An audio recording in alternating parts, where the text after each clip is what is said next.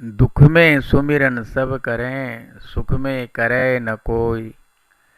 जो सुख में सुमिरन करे, दुख काहे को है। ये तुलसीदास जी का बहुत प्रसिद्ध मानस जी का चौपाई है। लेकिन दुख में भजन में बाधा पड़ जाती है।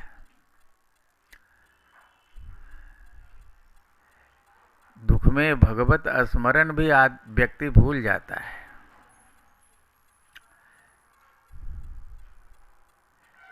जब दुख की घड़ी आती है तो कोई भी साधन भजन सुहाता नहीं है, अच्छा नहीं लगता है, और ध्यान दुख की ओर ही चला जाता है।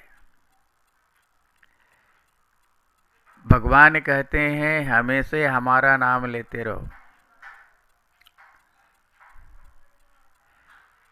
और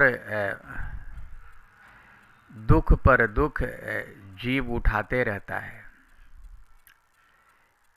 इस स्थिति में वो हमेशा भगवान का नाम कैसे ले,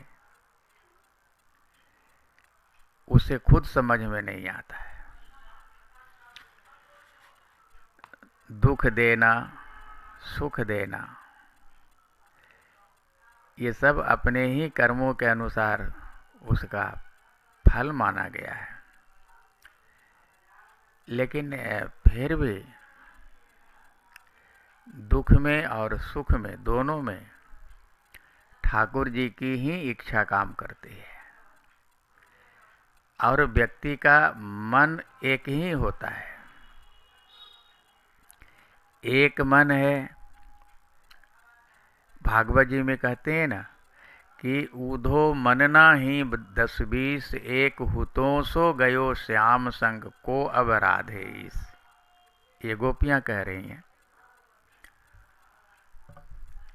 तो मन एक ही है, और जब व्यक्ति दुख के अधीन हो जाता है तो वो मन दुख का ही चिंतन करने लगता है, दुख में ही उसका मन भटक जाता है। फिर वो उस दुख में भगवान का नाम कैसे ले, ठाकुर जी का नाम कैसे ले, ये बहुत बड़ी समस्या उसके सामने खड़ी हो जाती है। एक और ठाकुर जी का आदेश है हमेशा हमारा नाम लेते रहो। वैसे यदि कोई हमेशा भगवान का नाम लेते रहे तो उसे दुख नहीं आना चाहिए।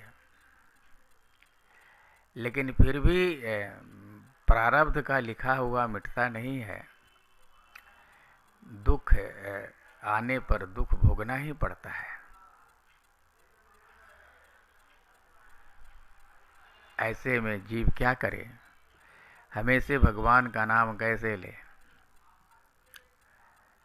और दुख को कैसे नज़रअंदाज करे, ये सामान्य जीव के बस की बात नहीं है। कि दुख में भी भगवान का भजन कर ले। हाँ, यदि दुख नहीं रहता है तो ठाकुर जी का भजन बहुत अच्छा होते देखा गया है। इसलिए ठाकुर जी इस पर विचार करें और अपने नाम लेने वाले को, अपने जन को उतना ही दुख दें जितना वो सह सके। एक सामान्य जीव ज़्यादा दुख बर्दाश्त नहीं करता है। इसलिए ठाकुर जी आप तो कृपालु हैं, दया निधान हैं। आप चाहें तो अपने जन को कम से कम दुख दे करके भी काम चला सकते हैं। और आप यदि ऐसा करें तो आपका विरध भी रह जाए कि हमेशा हमारा नाम लेते रहो। धन्यवाद।